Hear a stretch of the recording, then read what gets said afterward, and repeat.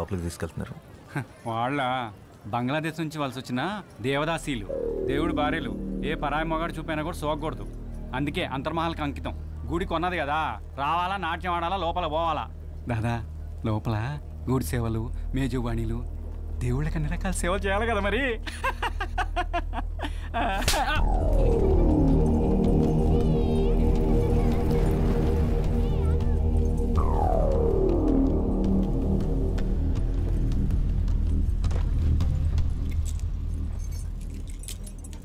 এই মেয়েরা সবাই উঠে পড়ো, সারিবদ্ধ হয়ে দাঁড়াও, মহান্ত এসে গেছেন।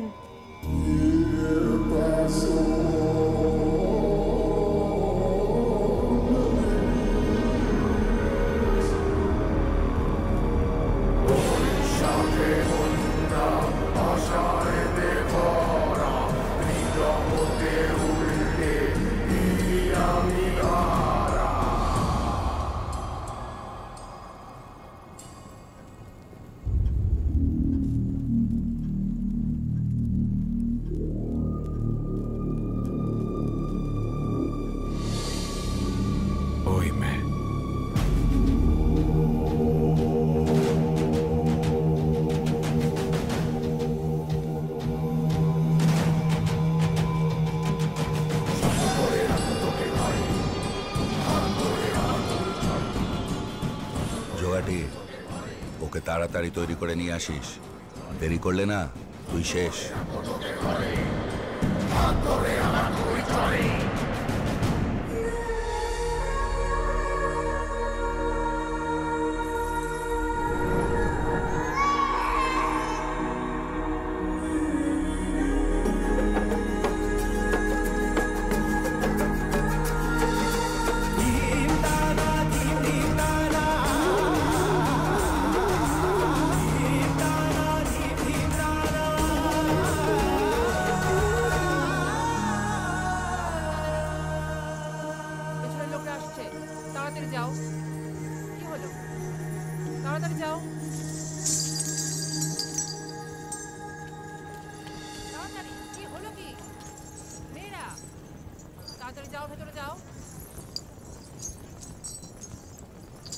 నీ నాట్యం చాలా బాగుంది,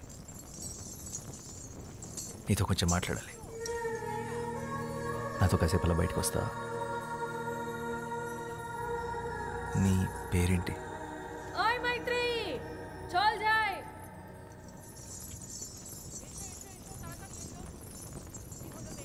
మైత్రి.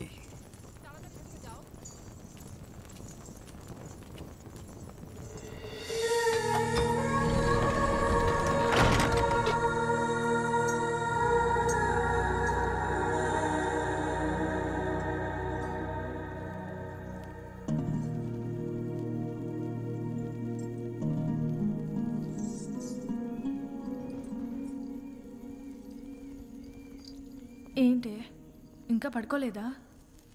ఏం ఆలోచిస్తున్నావు? శశి, ఇందాక ఏమైందో తెలుసా? నన్ను ఒకతను తనతో పాటు బయటికి రమ్మని అడిగాడు. బయటకంటే? పూర్తి బయటికి, గుడి బయటికి. నిజంగానా? అవును. మరి వెళ్తున్నావా? ఏంటే వెళ్ళేది? మనం ఎవరో తెలీదా? ఆయన ఎంత ధైర్యం అలా ఎలా అడుగుతాడు? మనం కూడా మనుషులమే అనుకొని అడుగుంటాడులే పాపం. అయినా నేనే నీ స్థానంలో ఉండుంటే అట్నుంచి అటే వెళ్ళిపోయేదాన్ని. వెళ్తావు? ఎందుకు వెళ్ళవు? మనం ఇలా మాట్లాడుకున్న విషయం ఎవరైనా విన్నారంటే కాళ్ళు వెరగొట్టి కూర్చోపెడతారు. నోరు మూసుకొని పడుకో.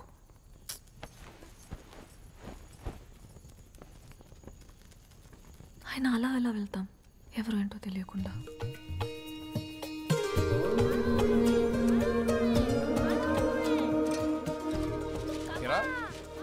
కలకత్తాకి వెళ్ళాలన్నా, రాయాలన్నా అర్థం లేరా? తొందర ఏముంది?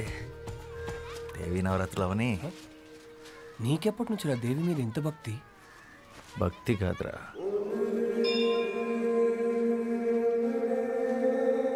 ప్రేమ. అలా వినోదిని అనే దేవదాసి తన 100 ఏళ్ల జీవితాన్ని గుడిలో సౌభాగ్యంగా గడిపి చివరికి స్వర్గాన్ని చేరుకుంది. అయితే మీ వినోదిని తన జీవితంలో గుడి దాటి బయటికి ఎప్పుడు వెళ్ళలేదా? లేదు. ఎందుకు? ఒక దేవదాసి దేవుడి సన్నిధి దాటి బయటికి రాకూడదు. అది శాస్త్రం. ప్రపంచం అంతా దేవుడి సన్నిధే కదా, బయటకు వస్తే తప్పేంటి?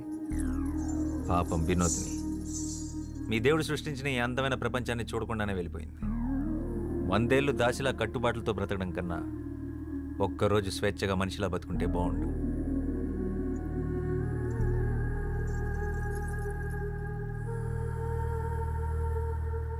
అందరూ వరుసన వచ్చి ప్రసాదాలు తీసుకోండి.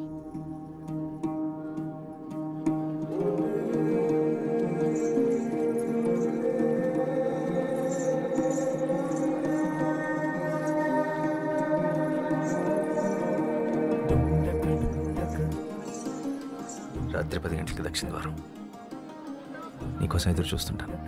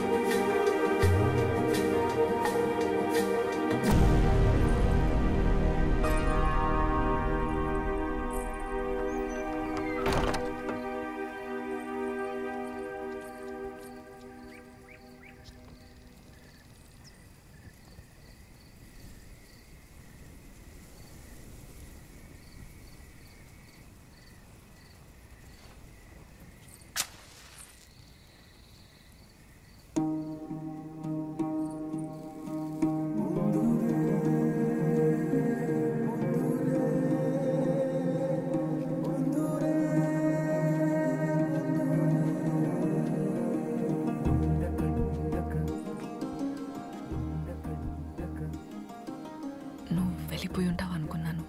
నువ్వు వస్తావని నాకు తెలుసు. నేనేం బయటికి రావాలని రాలేదు. నువ్వు నిజంగా వచ్చావో లేదో చూద్దామని వచ్చాను. సరే.